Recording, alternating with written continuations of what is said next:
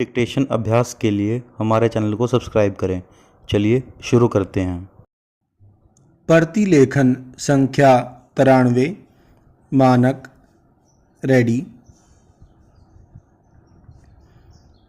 Start.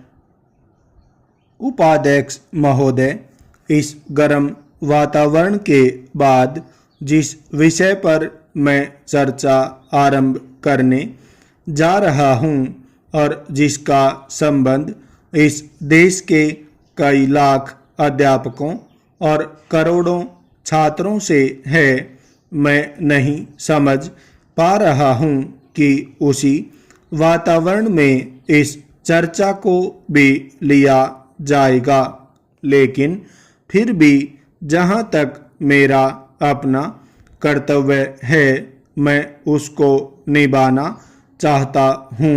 पूर्ण विराम। मैं माननीय महोदय से यह अनुरोध करूंगा कि 26 फरवरी 1965 को अध्यापकों के विषय में एक वक्तव्य उप शिक्षा मंत्री ने दिया था, उसको वह फिर देखें। पूर्ण विराम। उससे इस सदन में और देश में भी बहुत चिंता उत्पन्न हो गई है।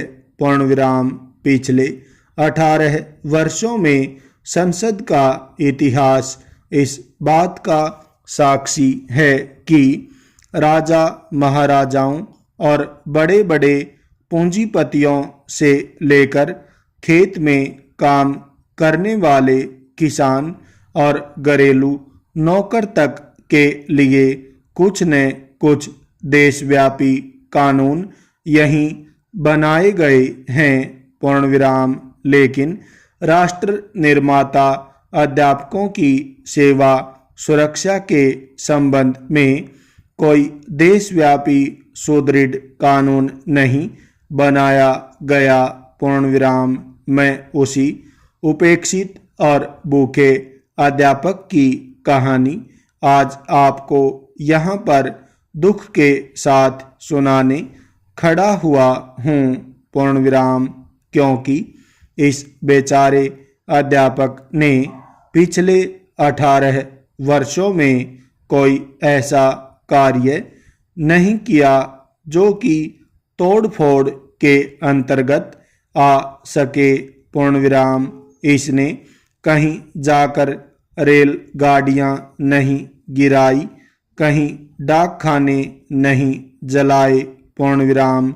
कहीं अध्यापकों ने पुलिस के सिर नहीं फोड़े और न ही कहीं अध्यापकों ने मंदिरों या गुरुद्वारों में किसी प्रकार का कोई अनशन किया है या जल मरने की धमकी दी है। पूर्ण विराम। शायद यही कारण है कि सरकार के कानों तक अध्यापक की आवाज पूरी तरह नहीं पहुंची है। पूर्ण विराम।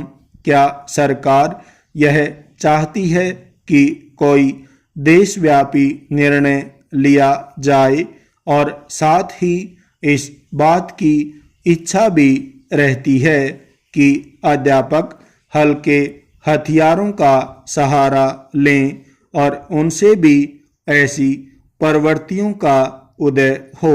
पूर्ण विराम।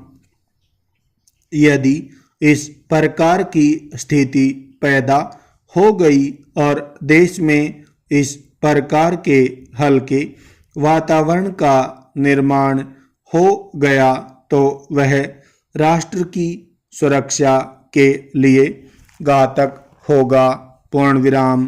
पिछले 18 वर्षों में अध्यापकों ने अपने गौरवपूर्ण पद और प्रतिष्ठा को ध्यान में रखते हुए ही सरकार के सामने अपनी मांगें रखी हैं। पूर्ण विराम।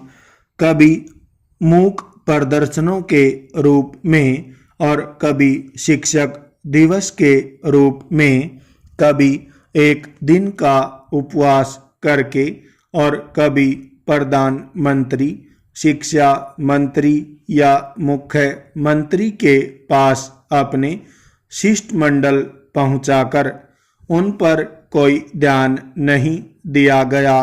पूर्ण विराम। जब अध्यापक आज यह देखते हैं कि सरकारी नौकरियों में काम करने वाले दूसरे व्यक्ति हैं, उनके वेतन बढ़ाए जाते हैं, उनको पेंशन की सुविधाएं दी जाती हैं, ग्रेच्युटी और महंगाई भत्ते उनके बढ़ाए जाते हैं, उनको पेंशन की सुविधाएं दी जाती हैं, तो उनका भारत सरकार के सामने यह प्रश्न है कि वे अपने धैर्य को कब तक संभाल कर रखें। क्या सरकार यह समझती है कि अध्यापक जब बाजार में जाता है, उसका कपड़ा या सब्जी या दूसरी जो चीज़ें हैं जैसे गल्ला वगैरह वे सस्ते रेट पर मिल जाते हैं। पूर्ण विराम। क्या सरकार यह समझती है कि अध्यापकों को जब अपनी लड़की का विवाह करना पड़ता है तो उसको किसी प्रकार का दहेज नहीं देना पड़ता। पूर्ण विराम।